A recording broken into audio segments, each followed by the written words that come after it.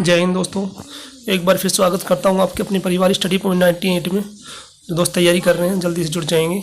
ठीक है दोस्तों, बहुत ही अच्छे क्वेश्चन लगाए हैं आपके लिए, मॉक टेस्ट लगाया है दोस्तों। पहला क्वेश्चन है, फोर्थ स्टेट किसे कहा जाता है? ठीक है दोस्तों, कहा जाता है प्रेस को।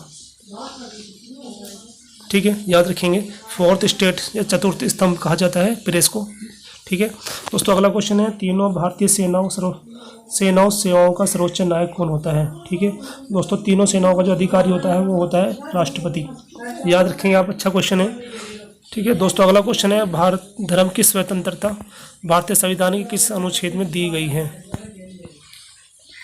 ठीक है, धर्म की स्वतंत्रता हमारे मौलिक अधिकार में है। ठीक है, कौन सा अनुच्छेद है, जल्दी से बताएंगे। धर्म की स्वतंत्रता भारतीय संविधान के किस अनुच्छेद में दी गई है? ठीक है दोस्तों, ये दी गई है अनुच्छेद 25वें में। ठीक है, चलिए दोस्तों अगला क्वेश्चन देखते हैं। दोस्तों जो दोस्त चैनल पर नए हैं, अभी तक सब्सक्राइब नहीं किया, सब्सक्राइब कर लेंगे चैनल को। ठीक है, और लाइक और शेयर करेंगे क्लास को। ठीक है दोस्तों, देखते हैं फिर अगला क्वेश्चन, भारतीय संविधान में भारत को कहा गया है? ठीक है, भारतीय संविधान में भारत को क्या कहा गया है? एकात्मक राज्य, संघीय, अर्धसंघीय राज्य या राज्यों का संघ? तो इसे क्या कहा गया है? राज्यों का संघ। ठीक है, भारत के संविधान में भारत को कहा गया है दोस्तों राज्यों का संघ, यानी ऑप्शन नंबर डी सही हो जाएगा। चलिए दोस्तों अगला क्वेश्चन देखेंगे, अगर राष्ट्रपति पद के रिक्त हो जाने पर कितनी अवधि के भीतर उसका भरा जाना आवश्यक है? तो राष्ट्रपति का यदि पद रिक्त होता है भारत में तो 6 माह के भीतर उसको भर लेना अनिवार्य है। ठीक है, यानी ऑप्शन नंबर डी सही हो जाएगा, 6 माह के भीतर। चलिए दोस्तों अगला क्वेश्चन है, भारत के किस राज्य का राज्यपाल अपने कृत्यों के लिए उत्तरदायी है? भारत के एक राज्य का राज्यपाल अपने कर्तव्य के लिए उत्तरदायी है। राज्य विधानसभा को, लोकसभा को, मुख्यमंत्री को, राष्ट्रपति को। ठीक, जल्दी से बताएंगे दोस्तों इसका आंसर क्या होगा। भारत के एक राज्य का राज्यपाल अपने कर्तव्य के लिए उत्तरदायी है। ठीक है दोस्तों, सभी बताएंगे जल्दी से इसका आंसर क्या होगा। ठीक है दोस्तों इसका आंसर हो जाएगा, राज्य का जो राज्यपाल होता है वो उत्तरदायी किसके प्रति होता है? जल्दी से बताएंगे सभी दोस्त। ठीक है दोस्तों, उत्तर प्रदेश के राज्य का राज्यपाल या भारत के किसी राज्य का राज्यपाल जो होता है, ठीक है, वो किसके प्रति उत्तरदायी होता है, ये आपको बताना है दोस्तों। संविधान का क्वेश्चन, अच्छा क्वेश्चन है। ठीक है, जल्दी से बताएंगे दोस्तों, इसका आंसर हो जाएगा राष्ट्रपति के प्रति उत्तरदायी होता है। ठीक है, राज्यपाल जो होता है राष्ट्रपति के प्रति उत्तरदायी होता है। जब तक राष्ट्रपति चाहता है तब तक वो अपने पद पर बना रहता है। ठीक है, राज्यपाल संविधान का अनुच्छेद 153 में राज्यपाल का जिक्र किया गया है। चलिए दोस्तों अगला क्वेश्चन है, राज्यसभा किसी धन विधेयक को रोक सकती है 14 दिन तक। ठीक है, 14 दिन से अधिक नहीं रोक सकती।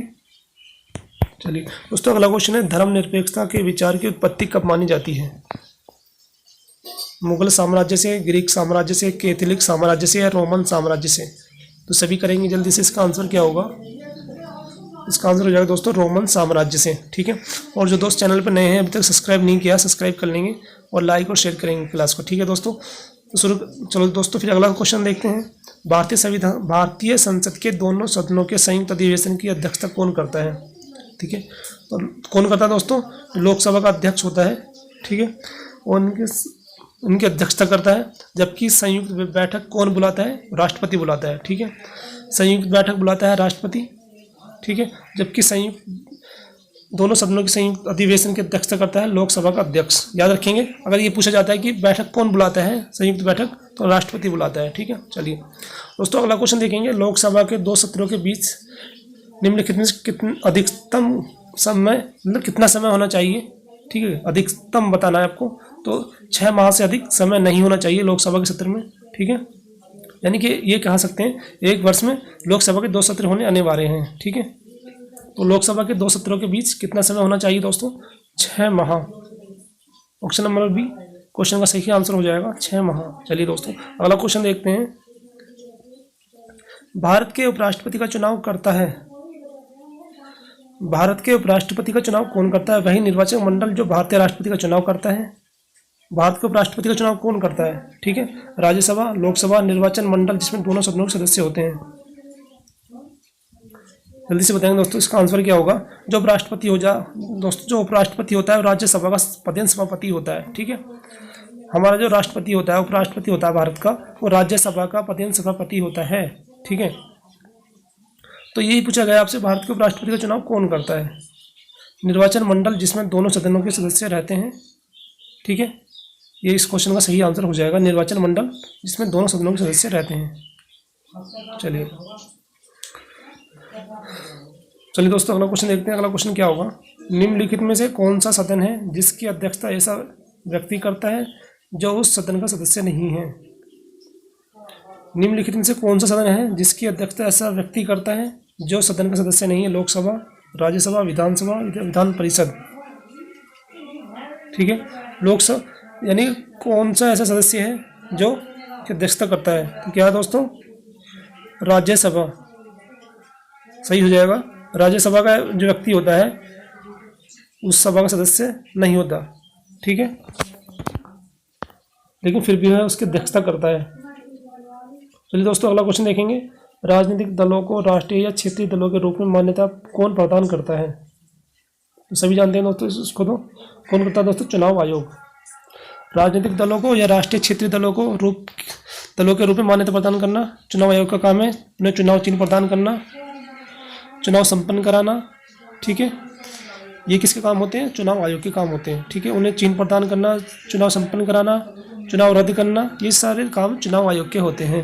चलिए दोस्तों, अगला क्वेश्चन देखते हैं। व्यक्तिगत स्वतंत्रता के लिए निम्नलिखित में से कौन सा लेख सर्वाधिक महत्व का है? ठीक है, मैंड्रोमेस, कोवेटो वारंटो, सरियारी, हेबियस कॉर्पस। ठीक है, जल्दी से बताएंगे क्वेश्चन का आंसर दोस्तों। हेबियस कॉर्पस जो होता है, ठीक है, इस व्यक्तिगत स्वतंत्रता के लिए, ठीक है, सर्वाधिक महत्वपूर्ण है। चलिए दोस्तों, अगला क्वेश्चन देखेंगे। भारतीय संविधान में आपातकालीन अवधारणा किस देश से ली गई है? ठीक है, भारतीय संविधान में आपातकालीन अवधारणा किस देश से ली गई है? जल्दी से करेंगे इस क्वेश्चन का आंसर, जल्दी से बताएंगे। और जो दोस्त चैनल पर नए सब्सक्राइब नहीं किया है, सब्सक्राइब कर लेंगे, लाइक और शेयर करेंगे। ठीक है दोस्तों, भारतीय संविधान में आपातकालीन अवधारणा ली गई है, जल्दी से बताएंगे। ठीक है, ये ली गई दोस्तों जर्मनी से, यानी ऑप्शन नंबर डी सही हो जाएगा। याद रखेंगे आप, भारतीय संविधान में आपातकालीन जो अवधारणा ली गई है, ठीक है, ये ली गई है जर्मनी से। और संविधान संशोधन की जो प्रक्रिया है वो ली गई दोस्तों कनाडा से। और हमारे नीति निर्देशक तत्व लिए गए हैं दोस्तों आयरलैंड से, याद रखेंगे। ठीक है, चलिए दोस्तों, जो दोस्त चैनल पर नए हैं लाइक कर लेंगे, शेयर करेंगे और सब्सक्राइब करेंगे चैनल को दोस्तों। ठीक है, मिलते हैं अगली क्लास में। जय हिंद।